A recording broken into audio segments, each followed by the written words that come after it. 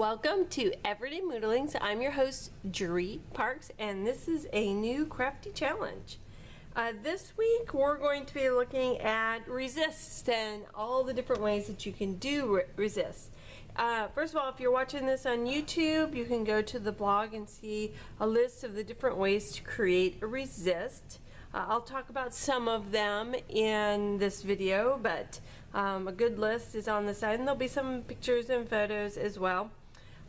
One of the reasons that in this challenge we decided to focus on resists is because I am doing my May Tim Holtz tag for this particular challenge, and he does a tissue paper or washi tape resist in his May tag, so we're going to be doing that.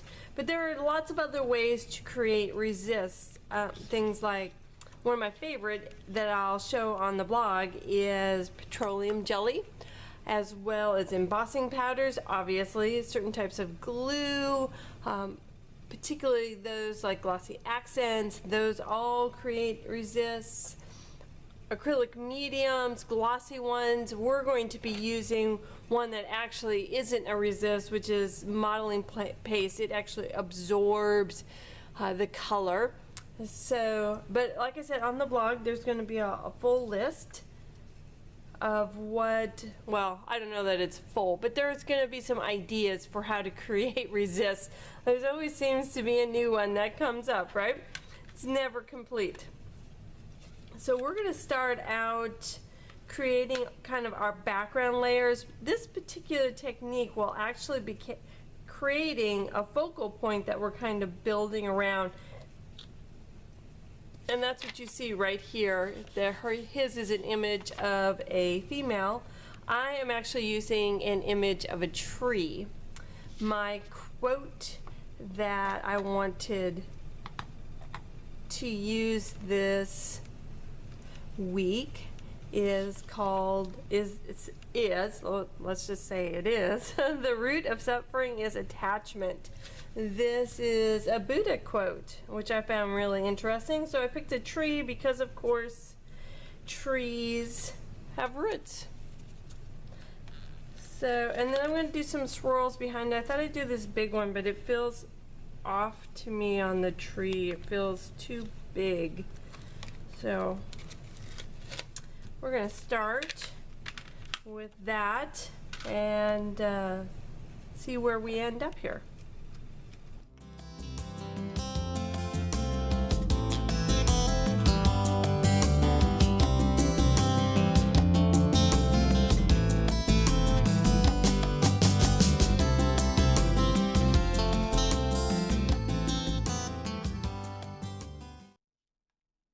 So we have our flourishes. Now he did his image in black as well, but I decided to mix it up a little bit and use some olive green in here. And we're going to stamp that directly onto our tissue tape.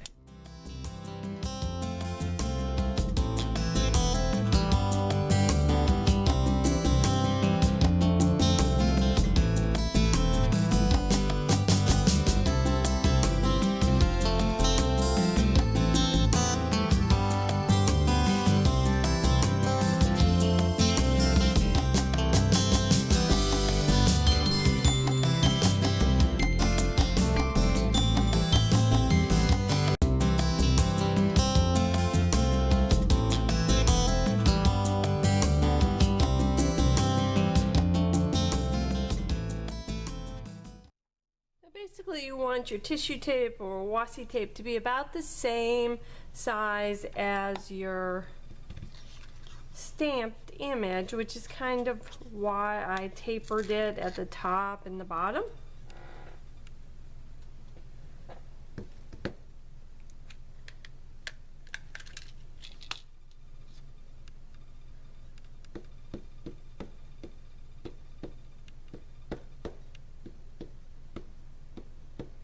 And hopefully this image will be dark enough or we'll be doing this all over again.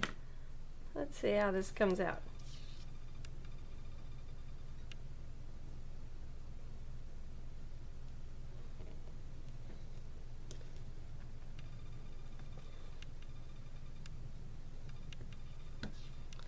And there we have our tree image on there.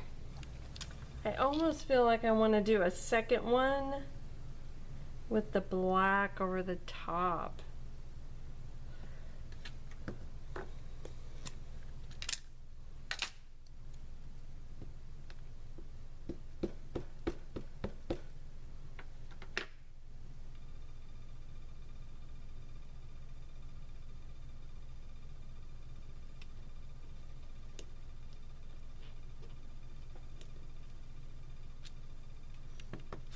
There. Now my tree stands out just a little bit more, and I have some nice variations between the black and the green. It was just a little too light for me. Now I can definitely tell that it's a tree. So now we want to go ahead and add in a little texture. I want to make sure, oh, it is not quite dry on there, so hold on. Okay, so we got it good and dry. Normally with each of his tags, I tend to take one or two things and use them in my own. I am using some of the overall design, but not the entire design. I'm going to use the resist, and I'm going to use some of the texture he added using modeling paste. So let's go ahead and add that in. Okay, I don't want to add too much because I don't want to really obscure my tree too much. It looks a little bit like a big blob right now. I don't know if I like that at all.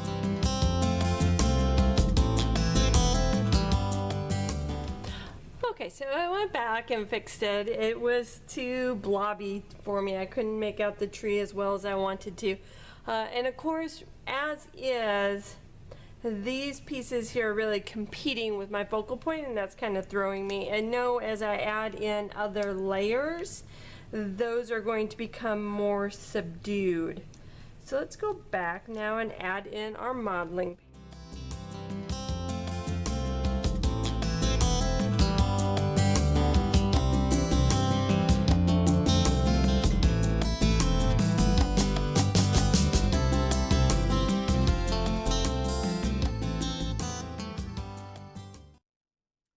There we go. So it's just a little bit in the corner and some on the bottom. I didn't want to add too much because the texture of it has a lot of weight to it as far as an overall design, and I didn't want to take too much away from my focal point here. So now the hard part, we have to wait for this to dry. Once it's dry, I'll be back and we'll finish up the rest of the tag. Okay, so my modeling paste is dried and it's still a little white on here. Probably hard to see in the video, but we're going to go ahead and add some stain to our project. I have kind of a orange color blue, and then I may put a little brown in there, not sure yet.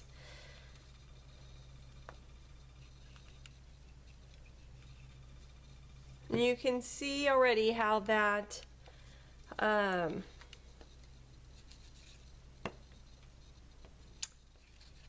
the tissue tape is resisting.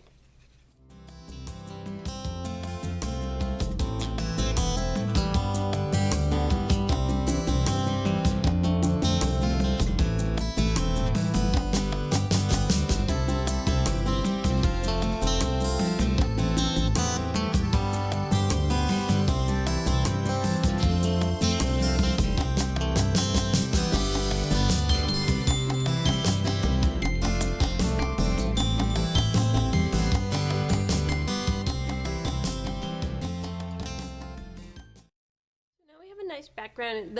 My tag is a little wet now, so I'm going to hit it with a heat gun, kind of dry it up a little bit before I take the next step. Now in Tim's original tag, he used a gold spray ink, which I don't have. So I'm actually going to use some of these rub-ons, and you can just do these with your fingers, just to kind of highlight my letters.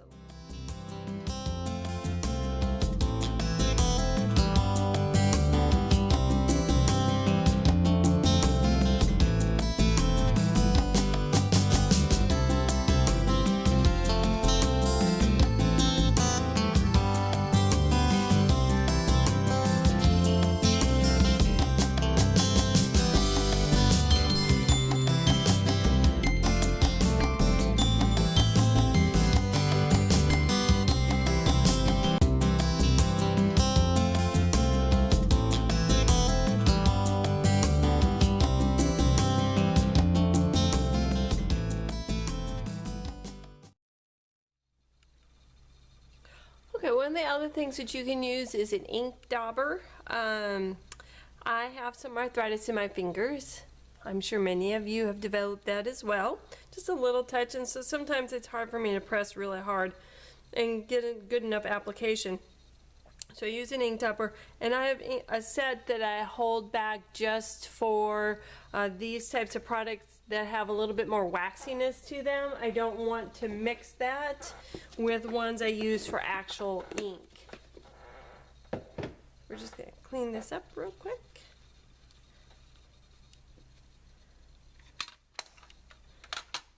Now, before I started to embellish, I decided I wanted to do one last thing to the actual tree itself, which is to put a little pan pastel with it, kind of a little bit of an overlay. To do that, I'm going to re-stamp my image, and I'm at this point not really caring if it matches up perfectly. That's not necessarily important. But the pan pastel will stick to the Versamark ink.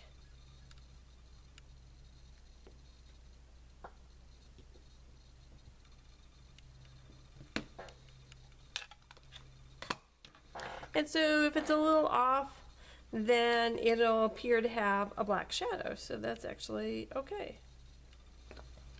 This will just give the image a little bit more interest.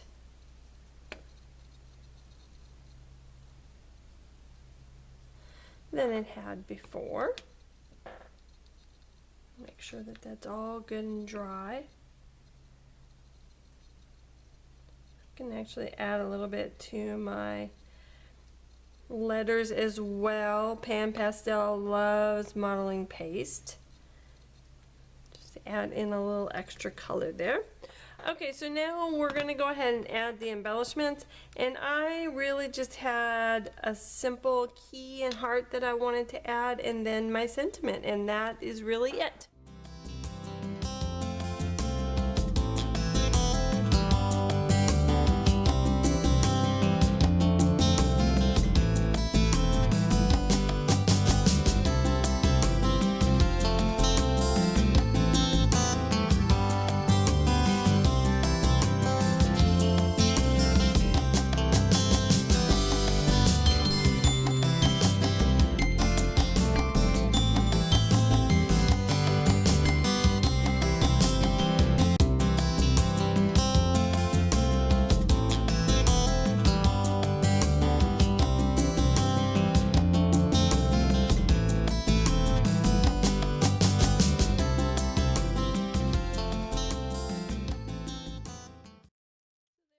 My tag is essentially done. I might add a few more embellishments on there, but I'm kind of liking it as it is. So if you have any questions about anything I did here, please be sure to let me know. A reminder, there'll be more information about resist on the Everyday Moodlings blog. There'll be if you're watching this on YouTube, there'll be a link to that as well. And I hope you pull out your supplies and join us for this week's challenge, which is to create a resist. I'm your host with Everyday Moodlings, Jeri Parks, and I'll see you next week with a brand new challenge.